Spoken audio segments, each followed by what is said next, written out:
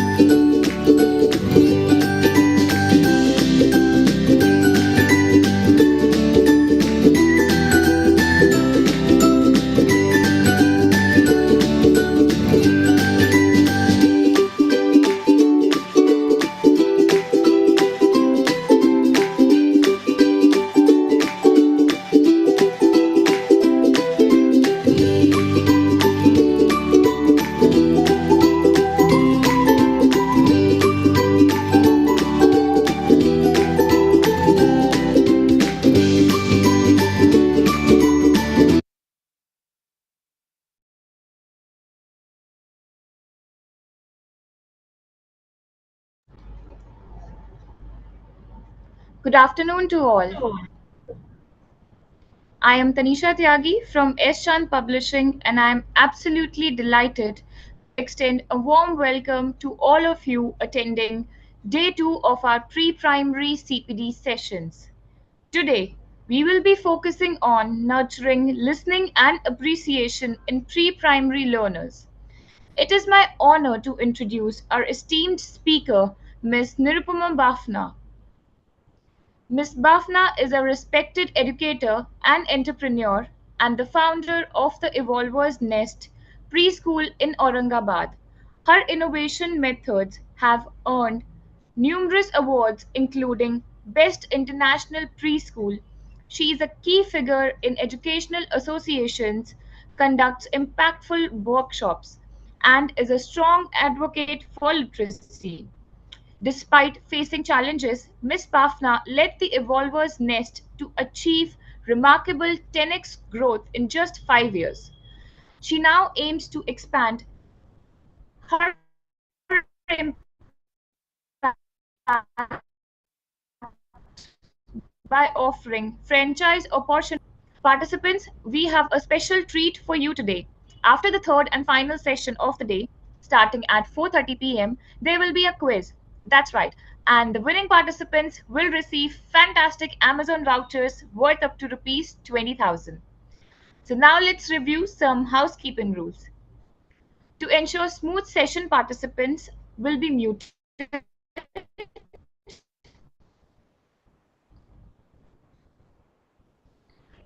Feel free to grab a pen. Only be enabled during the Q&A round and as required by the speaker. To receive your e-certificate, please complete the feedback form sent to your registered email IDs after each session.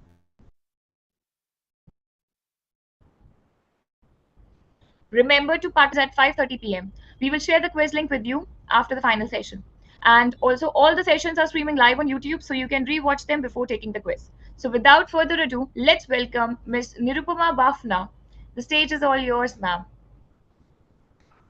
Thank you so much, ma'am. It was just a great and wonderful introduction of mine. Thank you so much. A very good afternoon and namaste to all of you present here. I'm Mrs. Nirupama Bafna, the founder and director of the Evolver's Nest Preschool with 15 years of experience. And I'm also the author for Eschanth Nursery, LKG and UKG books. So today I'm going to conduct the training session on the topic nurturing listening and appreciation in pre-primary classes. So let me share the screen first, and then we'll talk about what do you mean by nurturing listening and appreciation in the pre-primary classes. Just give me a minute. Can you all see the screen? Yes, ma'am. Yeah, thank you so much, ma'am. Okay, so what do you mean by nurturing listening? Listening, what do you mean by listening? Listening is a fundamental skill that fosters a supportive and an engaging learning environment. Listening is an act of love. Good listeners become good communicators later on.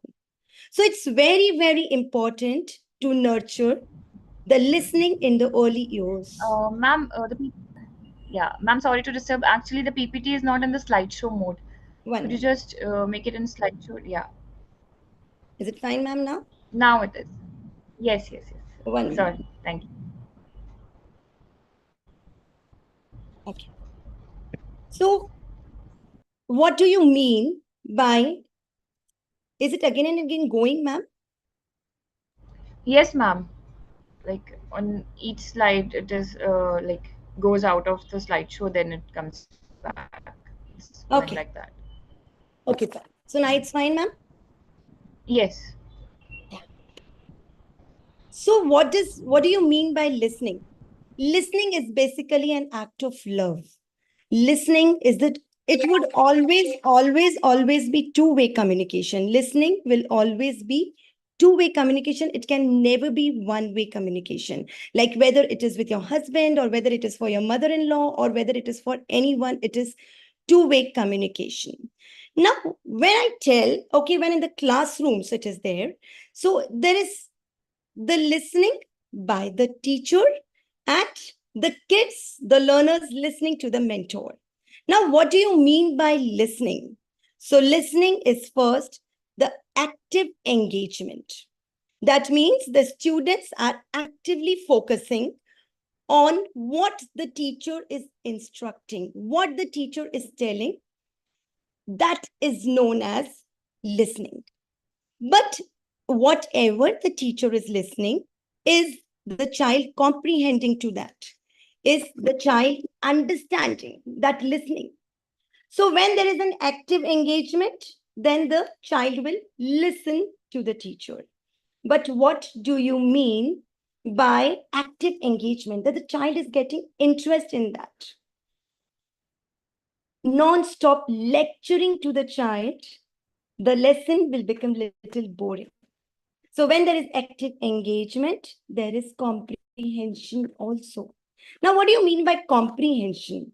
That whatever lesson we are delivering to the kids, are they able to comprehend to that?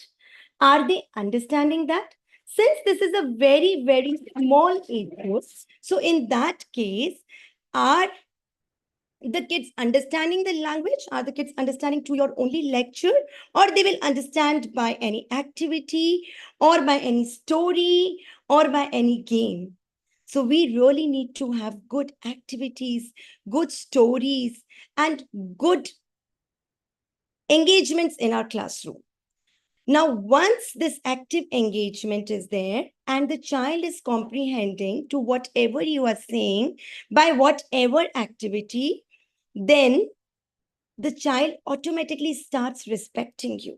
It is why? Because now you have created so much interest in the class that the child is loving to listen to you.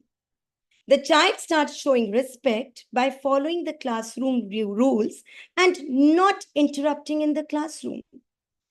Now, after the child is not interrupting in the classroom and the child is following the rules, your classroom management is automatically superb. So once this happens, then you need to have the feedback and interaction from the child. Do we ever in our classrooms, after the whole period is there, do we ever ask for the interaction?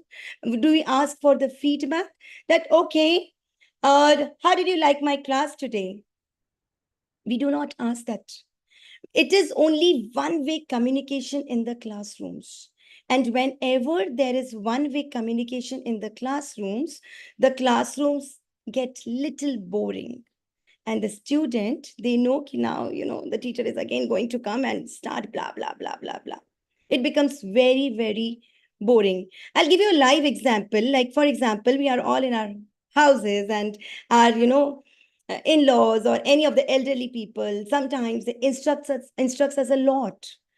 And we also keep on following the instructions. And after some time, what happens? After some days, what will happen?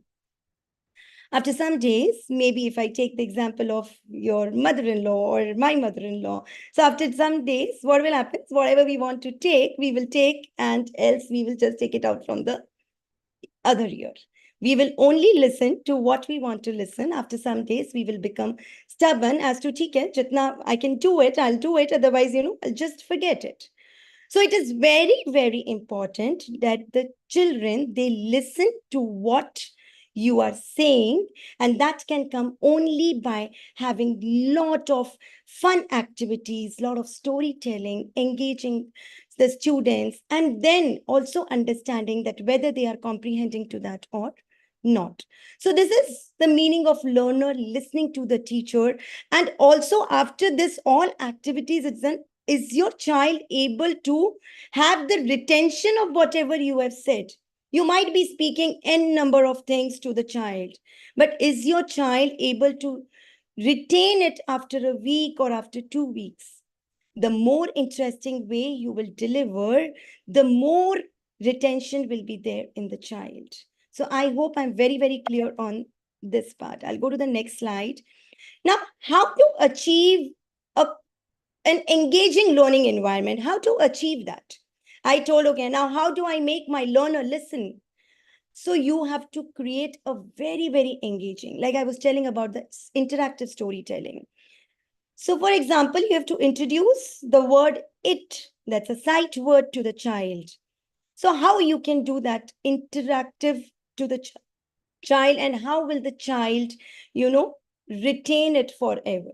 So you can n number of activities on that.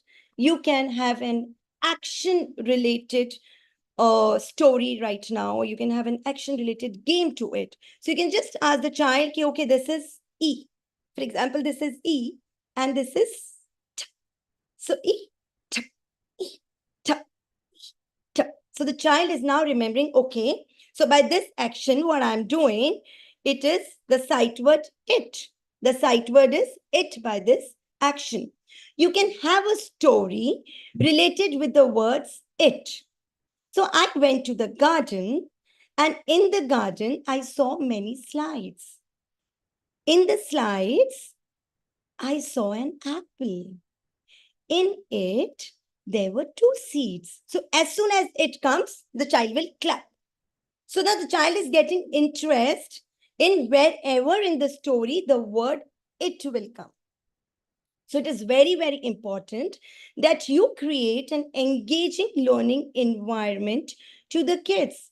Now, for example, you have to teach the animals, the home, and you have to teach the sound or anything with the child. So you can just take the parachute, play with them. It's not necessary that you're just opening the books and the flashcards and then you're doing it with them. So you can just, with the parachute, and on each ball, you can stick the animal, you can stick the home of the animal, you can stick the sounds, or you can, make it very interesting. And then you are just, popcorn, and then you're just shooting all the balls upside down, and the balls are all around the classroom, and the child is picking up one ball, and then you give the task to the child, okay, now you have to search your home and you have to search your habitat, and you will make the noise also of the same animal, you will make the sound of that animal. And then the kids are engaged with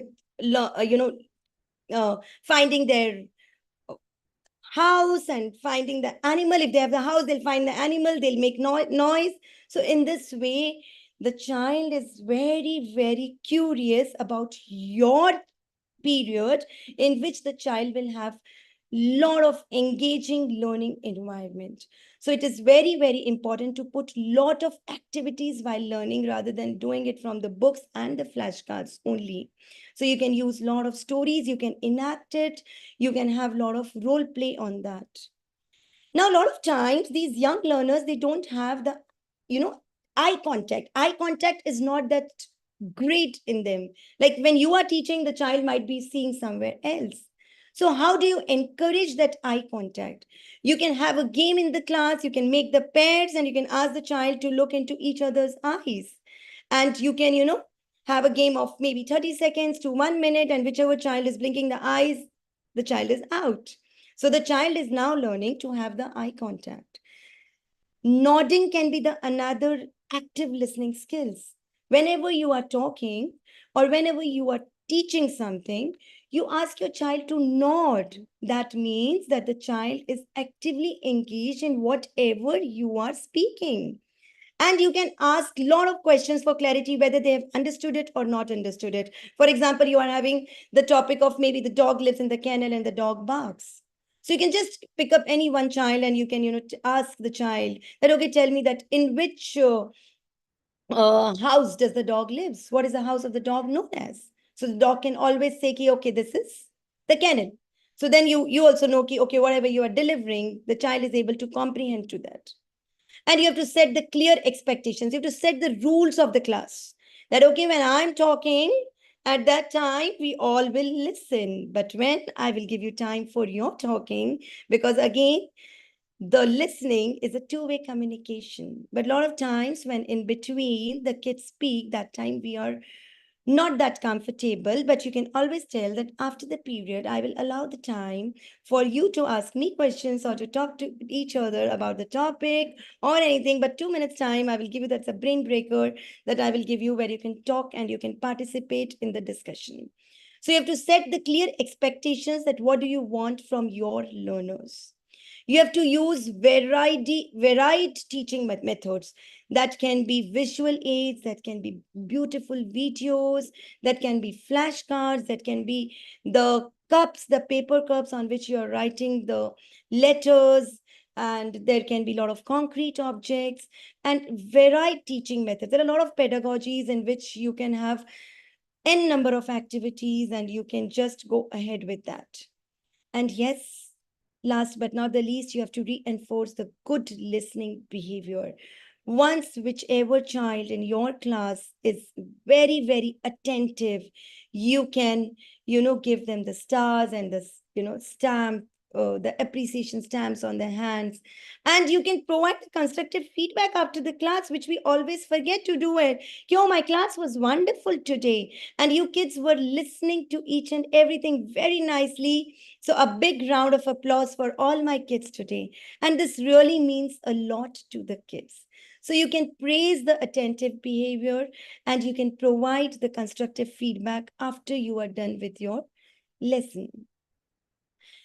Now, when I say that communication is always two-way, whether it is with husband, wife, whether it is with the relatives, whether it is with the child or the mother, a lot of times we have seen nowadays when the technology is growing rapidly, a lot of times our kids come, we are very busy. A lot of times our kids come, we talk, they are talking to us, and we are a lot of times on phone. So we are not giving them that eye contact. Now we have seen only one-way communication, that is the learner listening to the teachers.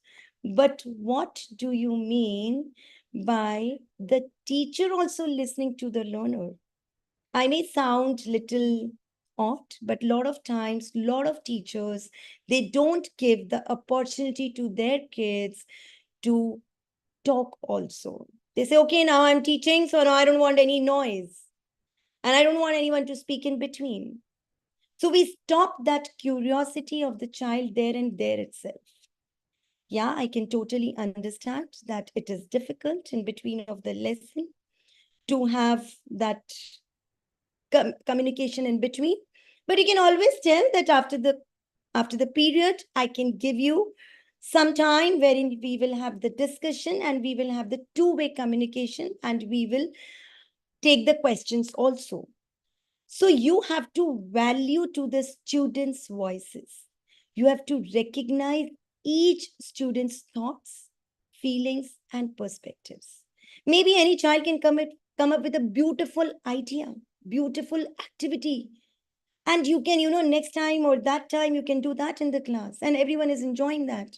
But a lot of times we suppress the voice of our students, which we really have to make a promise today that we are not going to suppress. But yes, after my period or after my lecture, 5 minutes or 4 minutes or 3 minutes, I will give that time to my kids wherein they can speak, that they can also tell, ma'am, I liked your class very much. Ma'am, mujhe bahut neend aa rahi hai. I'm feeling sleepy. I'm feeling boring.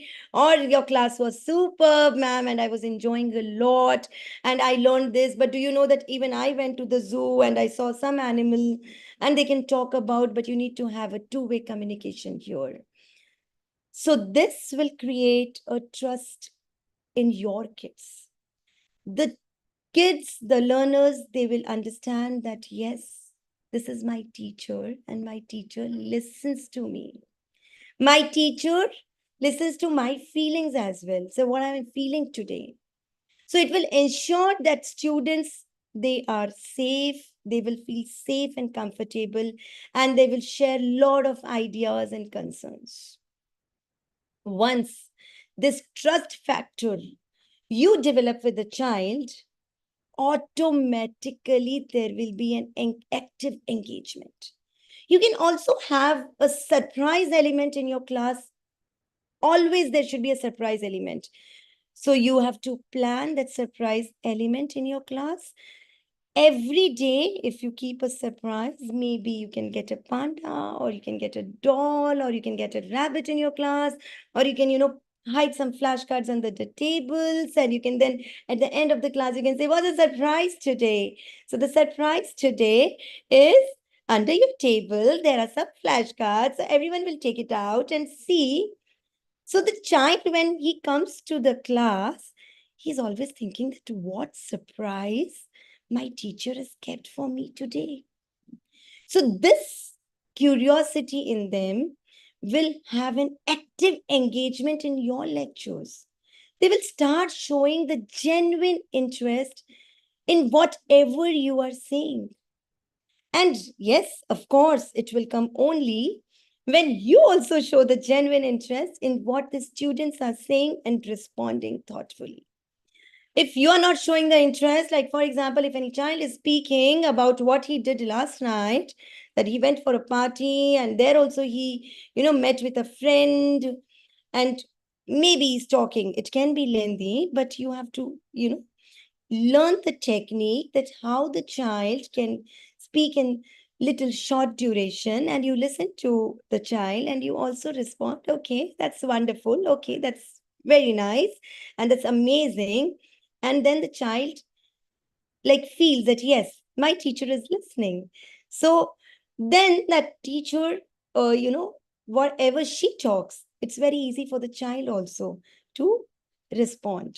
So it is very, very important. But in this whole process, we should not forget that we have to promote the inclusivity also. now, when I say inclusivity, what do you mean by? I think we all are aware of the inclusive education what we are having. In this, all the kids, you have the class of 20 kids. One child or two kids might not be that comfortable and they won't talk much. So you have to motivate that child to speak. You have to go to that child. You have to sit with them. You have to come to their level and you have to talk. Quite possible that child is not going to have any kind of communication with you for another a month or 60 days around. He will not have. But I'm 100% sure that one day will come when the child will feel very, very comfortable with you, and the child will start sharing her or his feelings with you. And that day will come that the child will feel ki, yes, there is someone who is hearing me out. My feelings are also valued. So you have to really promote inclusivity in the class. Any child might stammer, but doesn't mean that we are making fun and we are, the other kids are also making fun and maybe we are ignoring that. You have to promote that inclusivity. You have to promote how the, regardless of whatever backgrounds or abilities they are coming. For you, the whole class kids, they are same. Everyone will get the equal chance of being heard and valued. So by this kind of same treatment to all the kids, they will definitely be having a lot of trust in you, lot of faith on you. And it should be very, very open discussions where the students, they feel to express themselves and listen to others, wherein they are able to, tell you anything. They should not be scared by you if I tell this to my ma'am. So that they have a very, very good relationship with you. If this you achieve, then it will be very, very easy for the kids to tell anything to you. And if at all you come to know any of the mishap happening or any of the mischief happening, we have seen a lot of cases of the bad touch happening and a lot of cases of scolding and a lot of cases of teasing. You can have a control there also, which will be out of your classrooms. But yes, definitely that would be something great. So I hope I'm very clear on why it is important for the teacher also listening to the learner. Now, how do you achieve that? So you have to foster the open communication. You have to encourage the participation of each and every child. Maybe in a day you can keep a bowl, and in this lot of chits are there, and then maybe the chit of some kids you take out and only those kids will talk today. Maybe you don't have the time for all the 20 or 25 kids to speak, but you can give chance to every. So these chits are out, and then you're giving chance to everyone day by day. So in a week time, all the 25 kids have five kids every day have the chance to speak with you, have the chance to have the feeling about what the child feels about the other teachers, other kids, or other kids who are maybe she is not that happy with the other kids who are teasing. So any kind of communication will build the trust factor in you, and that is very, very important for you to have, because unless and until you have that, the child is not going to listen to you. So active listening, you need to have an eye contact to the child, and then the child is talking. That means when the child is talking, you are not supposed to do any other work. For example, I'm talking to you right now. It is not that I'm doing some other work. I'm maintaining the eye contact with you all. The same way, and we also expect, whether we talk to our husbands or we talk to our kids, that when we are talking, our our discussion or our point is being heard very nicely, and everyone maintains that eye contact with us. Because if, like, you might have noticed, it's become very common nowadays at homes and in the work area also, that maybe if I take the example of husband and wife, so we have noticed that when the wife is talking to the husband, and husband is a lot of times on phone, you talk and you are just talking blah blah blah blah blah, and the husband say, okay, theek hai. At a point of time you will feel, what is this? Yeah, you keep your phone away. So if we don't have this eye contact, the same child will feel that, ma'am, I'm talking to you, have that eye contact. A lot of times you will check the books. Bolo. It's okay. You can keep your books aside for some time. But you need to maintain the eye contact with the child if the child is speaking to you. Once you do that, the child will automatically have the eye contact when you teach them, when you are teaching them some topic, you are having some lessons with them. And also, while doing this, you have to use the positive body language. You cannot show your frustration. Okay, acha bolo. Kya bolna hai? Suno. And then, that negative impact, your negative body language, and the child feels, then should I tell to ma'am right now or not? Because ma'am is angry or ma'am is not in a good mood. So the child will not come up to you and be very free enough to talk to you. So you have to use positive body language. You have to welcome the child and you have to ask, yes, tell me, yes, speak. Don't worry. I'm there. Don't be scared of me. You have to tell this to your child. And you have to paraphrase the student's point. For every point the child is saying, you have to recognize them. You have to acknowledge that point, that yes, okay, this is how you are feeling. And I know we have very limited time period in the classrooms, but I'm 100% sure that if we at least take 5 minutes every day out of our all the lesson plans which we are having, we are going to definitely have, in a week time, you will be listening to each and every child. And the child will become your best friend. And once the child becomes your best friend, the child feels, okay, ma'am respects me so much. And ma'am listens to me so much. So when ma'am is teaching, I have to keep quiet. I have to respect ma'am also. And I have to listen to ma'am also. So you have to create a very, very safe environment for the child. That is the respectful learning. You don't have to make faces while the child is talking. You don't have to talk to the child, ki ye kuch bhi bolta hai. He's talking rubbish. No. If you see that young child, he might be having a lot of things in mind. But you need to give that time. You need to give that positive behavior. And you need to tell, yes, you are being heard. Don't worry. I'm there for you. So you have to have, and a lot of kids will be of the diverse perspectives. They will come up with, someone will maybe speak in the language also, maybe Marathi language or Hindi language, or maybe, since I'm from Maharashtra, I'm speaking Marathi language, maybe some other native language. But it's okay. It is perfectly fine, because language is just the barriers created by human beings. And we have to overcome that barrier. And whatever language the child is speaking, we have to listen to the child, communicate nicely, and we can make the child learn whatever language. Slowly and gradually, the child will start using whatever language you want. But initially, please listen to the child. And this, yes, recognize the contributions and give the constructive feedback. You tell to the child, you were just wonderful. And the way you talk to me and the way you shared with me, I'm loving it so much.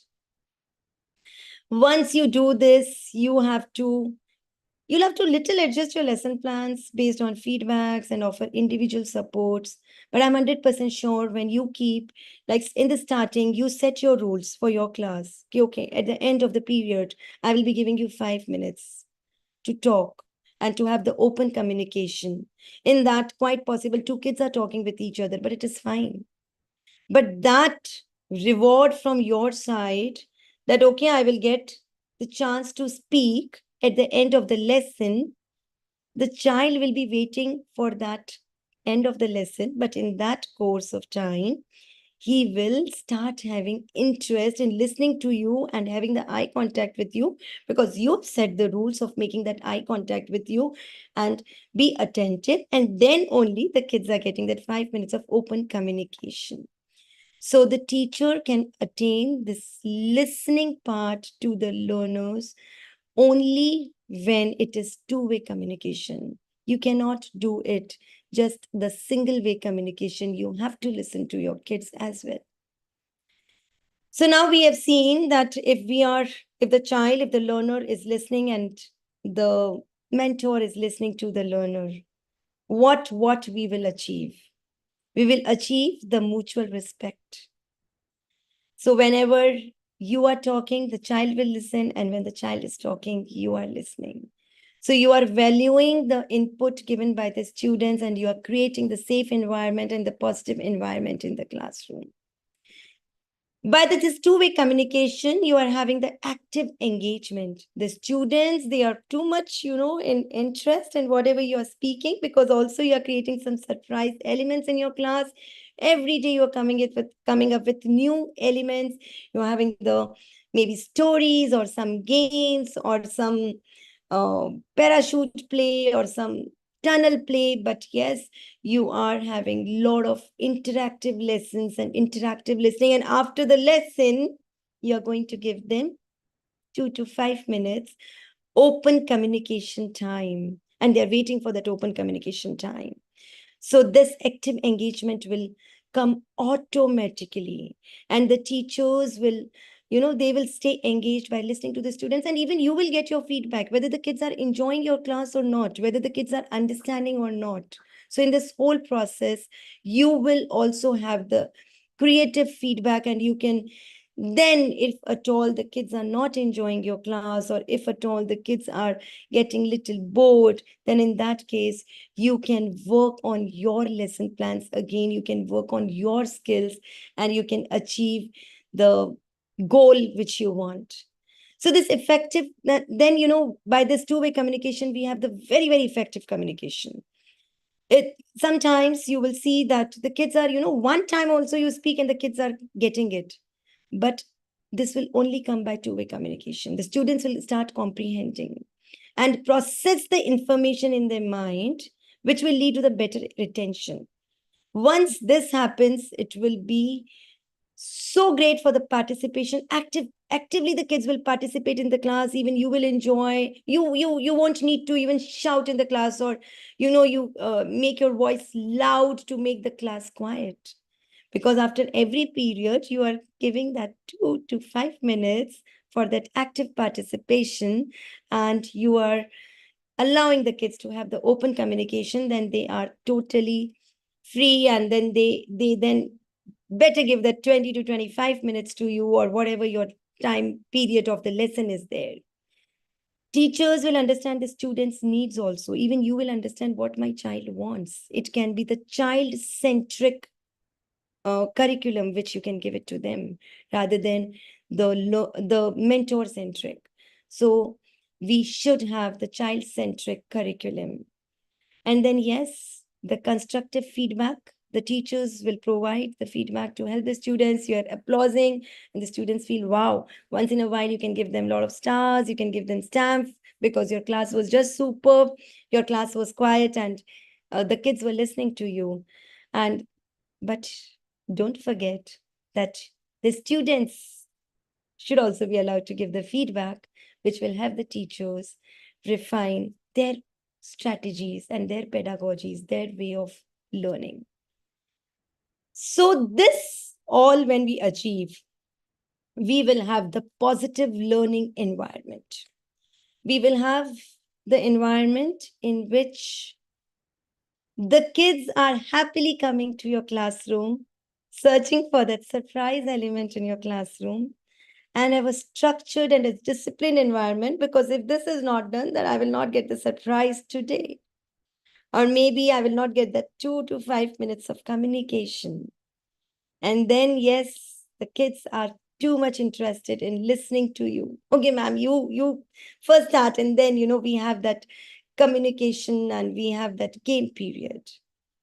So this kind of environment will foster an inclusive and supportive atmosphere where students feel heard and valued. Don't we all feel good if we are heard by our anyone at home, or by our boss, or by our supervisor, or by a coordinator? If anytime you are speaking and they listen to you patiently, you'll feel so happy that you were being valued. But can we give the same value to our kids as well?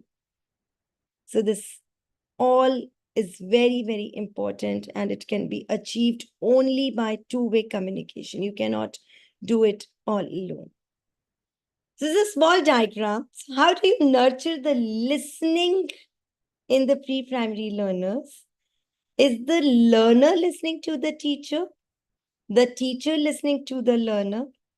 And then once this happens, there is so much of positive environment in the classroom that automatically the teacher will appreciate the kids and the learners will appreciate their teachers. And the learners will, yes, that my teacher is so nice. She listens to me and I want to talk to my teacher. They'll be waiting for that time. So please do give that time to your kids wherein you listen and you maintain the eye contact with them, and you make sure that you're not doing any other work while the child is talking to you.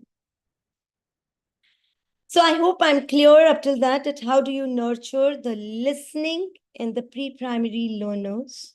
Once you achieve this, learners listening to the mentor and the mentor listening to the learners, the appreciation automatically comes. Now, what is appreciation? What do you mean by appreciation? Appreciation means that you are acknowledging the efforts of the other person. That can be the teacher acknowledging the efforts of the kids who are keeping quiet for so long, which is so difficult for them, who are not moving for so long and they are sitting in the circle time just listening to you. So you are acknowledging their efforts, and the learners also acknowledging that, wow, this class, I just loved this class, the way it was being conducted, or I loved this game, or I loved this story, or I loved this hand action game. So you have to recognize and value the hard work and achievements of yourself, of others, and of everyone. That is very much there. And yes, now after you acknowledge the efforts, now your kids have worked very hard. You have to also be thankful. You have to show gratitude to them. And you have to tell them that thank you so much, kids. You were just wonderful today. You have listened to me so nicely. You were all so attentive. And since you were so attentive, I need to give you a reward. And that reward can be in any form. Maybe on your performance chart, you give one star to everyone. And you can give the stamps to them. You can give stamps on the hands as well. So that gratitude is very, very important aspect of appreciation. Expressing thankfulness for the actions, support, and kindness of others. And yes, it will only come by the mutual respect. Once we don't respect and we keep on scolding the kids, sometimes they will, after a lot of times, they've scolded them for the whole class. Now the class is not keeping quiet and the class is not up to the mark, and you keep on, okay, kids, keep quiet. I'm telling you, if you're not listening, I'll take you to the principal, ma'am. A lot of times it happens like this. And then one day will come And the kids are very smart. They know very well that teacher is not able to handle, and the teacher is not listening to us. Then even we are not listening to the teacher. And the kids are very, very smart. And one day will come, okay, teacher keeps on speaking. The mentor is, it's okay, doesn't matter. And a lot of times you have seen that some kids are such that they don't even pay a heed to what the teacher is saying. They're not scared of anything. You, however times you tell them, they will be in their own world only. The same kind of mischief, the same kind of, making the groupism, talking in the class. How do you attain listening? How will you make sure that that child is listening to you? It will only come when you make friendship with that child, when you have respect for that child, when you will listen to that child. So demonstrating that respect for the peers, teachers, and the learning environment is very, very important when you appreciate that child rather than, every time criticizing the child. Now start appreciating. And then you see what kind of, that child is hungry of that appreciation. And forget about the child. We all are hungry of that appreciation part only. If we cook good food, we are, hungry that, someone will appreciate it. Wow, amazing and delicious food you have cooked. If you're getting ready for a wedding or something, or you're going out, how good it feels to us if someone says that, oh, wow, you're looking so beautiful today. Just imagine for a 2-year or a 4-year or a 6-year-old child, also the same applies. They are hungry for that appreciation. They are hungry for that respect. And when they see that this respect, they are not getting it, however, they are trying or not trying, then they stop listening to what you are saying. Then they feel, okay, she's just blabbering, let her blabber. It will not make any difference to me. I'll continue with my same kind of behavior. So you need to have the positive reinforcement in the child. And if that child listens to you, you have to celebrate that success. And you have to, tell to all the kids, wow, today maybe Rishan was wonderful. Rishan was listening to me, and let's all clap for Rishan. And then, yes, Rishan also feels, wow, my ma'am has appreciated me. Let me do it the other day also, and more and more and more. And I get more appreciations. So celebrating success and progress, no matter how small it is. How small, if the child is sitting for 10 minutes also. But can you just imagine how difficult was it for that child to sit for 10 minutes also, but he did it because you wanted it. So then can we celebrate that success? And you as educators, we all are educators. We should have empathy with the kids, because if we don't have empathy, we look only from our point of view. We are just putting our point of view. Okay, I am the teacher and everyone should listen to me. But just keep yourself in the place of the child. Keep yourself in the place of the learner. And the learner says that,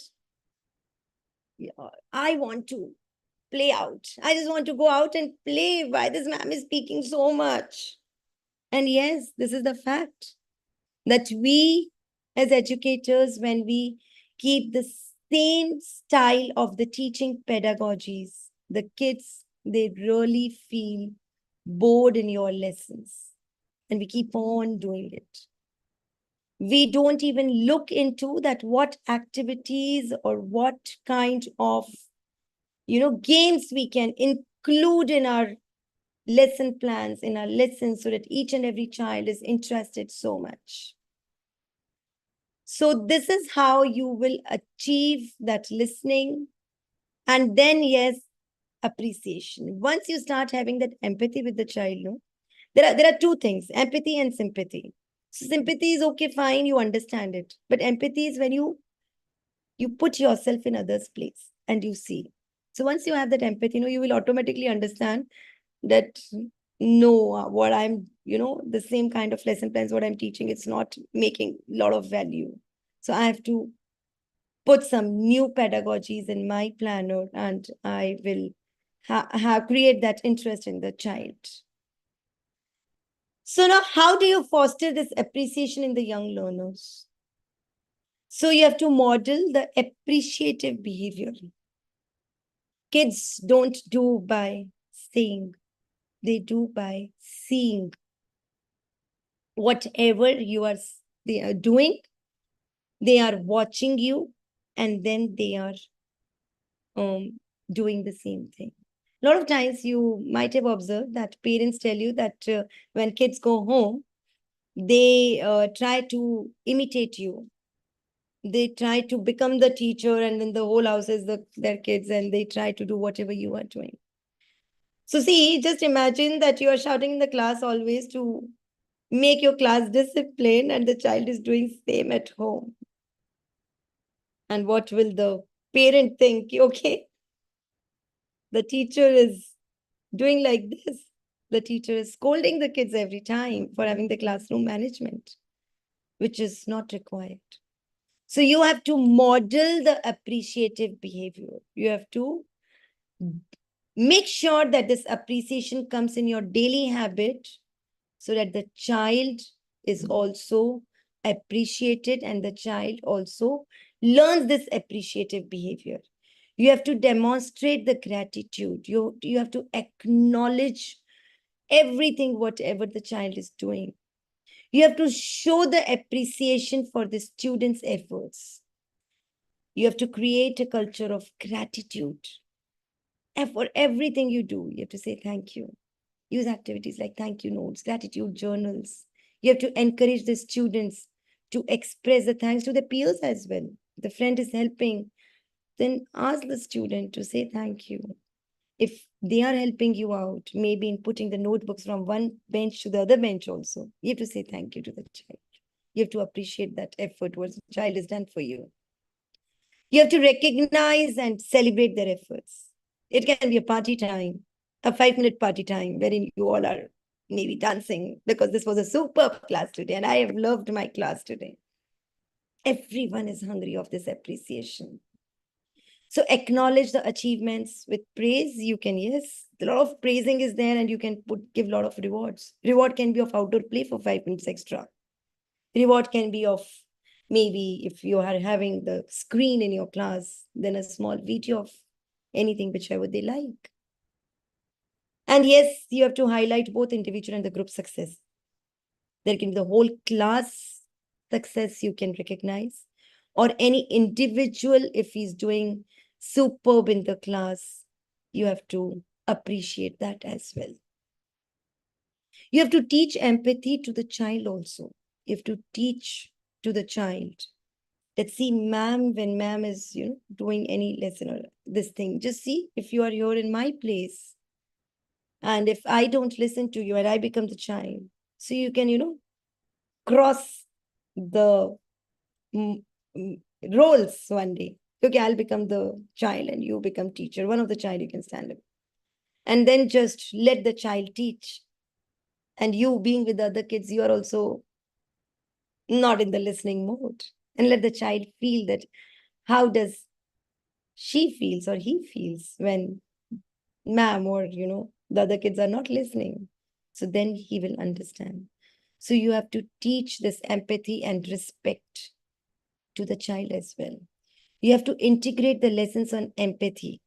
You have to make the stories and you have to respect the stories and you have to respect their contributions.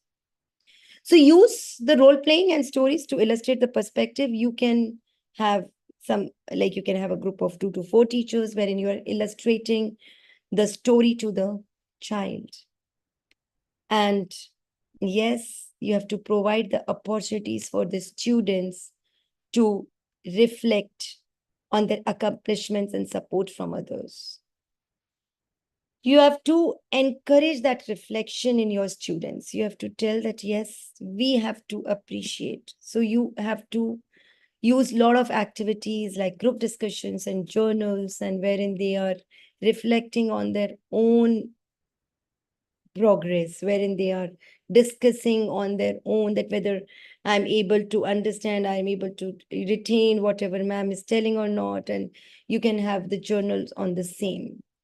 So this is how we can achieve the learning and appreciation in the pre-primary learners. And yes, let's make learning fun and fruitful. So I am done with my topic, nurturing listening and appreciation in pre-primary learners. And I hope you all had a good takeaway today. Thank you so Uh, much. Thank you, ma'am. Participants, if you have any questions or queries, the chat box is open now. You can post your questions there and ma'am can answer them for you.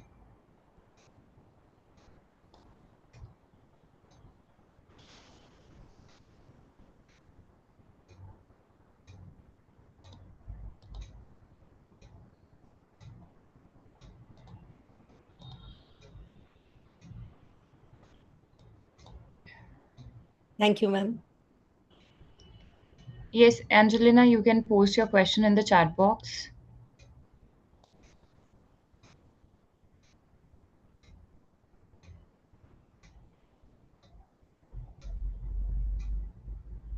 Thank you so much, everyone. I think there's no question coming up. Ma'am, Yes, can I also tell a very good activity to all the mentors here as to how, definitely, ma'am. since there's no Definitely. question coming up. So, like, we were just having this discussion of how to, teach hot and cold to the child. Seasons topic. And if you have to teach hot and cold, I think there's some question coming. Yeah. So, how Yeah, to deal with the hyperactive child in the classroom? So, ma'am, see, if you inculcate these kind of activities, what I'll be telling right now. So, how to deal with a hyperactive child, I'll tell you. So, hot and cold can be done in a very creative way. So, what, like in one of our lesson plans, what I have included is that, okay, we will, gather a lot of maybe napkins or maybe the socks, different varieties. And these are the dirty socks or dirty blocks also. And we will ask the child to, we will tell, okay, let's now come on. These are so many dirty clothes today or the dirty blocks today. Let's clean them. So, how do you clean them? You put them in the hot water, but with hot, not very hot, it can be lukewarm. So, the child is washing all this because if you put the clothes in the hot water, it becomes clean very soon. So the child is putting the clothes in the hot water or the blocks in the hot water, scrubbing them or squeezing them, and then putting it into the other tub of the cold water, wherein now the child is now learning. Now, see how many concepts the child is learning: dirty clothes concept, then putting it into the lukewarm water, that's the hot water, and then we are now doing it into the putting the clothes into the cold water and the blocks, and they have become clean. First, we made the clothes wet or the blocks wet, then into the clean water to make it clean, and then we are drying them up. This activity, if personally the kids do, then what is going to happen?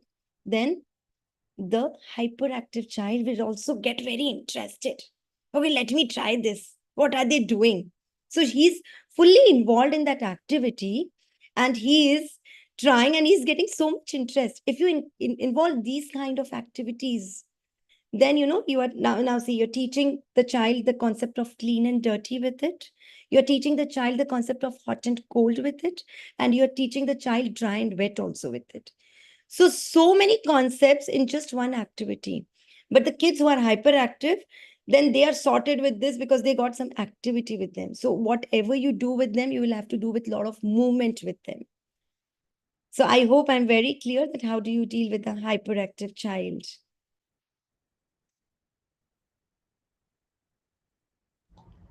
Thank you for that, ma'am. There's one more question. With lots of appreciation, don't the children become over smart?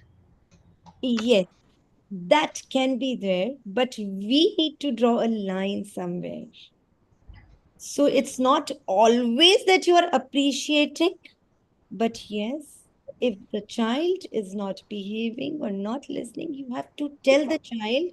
Like I told you that you have to give the feedbacks at the end of your class and at the end of their lesson. Then at that moment of time, Someday will come when the child is, the whole class is not. So you have to acknowledge that today, kids, it's not always that I'm very happy that you all listen to me. You can tell that today I was not happy. I was not happy because you were not all listening to me. And I am sad. Then the child will come to you. It's not always appreciation, but yes, ma'am, appreciation works a lot. But yes, you need to draw a line. If the child is becoming over smart, then you need to acknowledge to the child that now this, yes, you're becoming little overconfident. So you have to balance yourself. And the kids, they understand everything. Yes, Okay. ma'am. However, yeah, if you tell the nurturing method, this method is possible for high strength of the class. Yes, ma'am.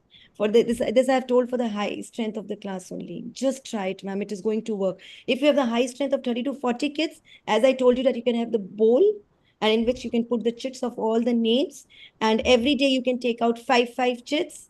And so every day around 5 to 7 kids are being heard. So in a week time, everyone is being heard. And then, yes, the child feels that, yes, the teacher is listening to me. So next week, he will wait for the day when his chit is coming out and he has to talk to you. So, yes, Okay. this is possible. Okay, there's one more question. I'm just clubbing the two questions. One is how to handle a child who is autistic and the child who always cries.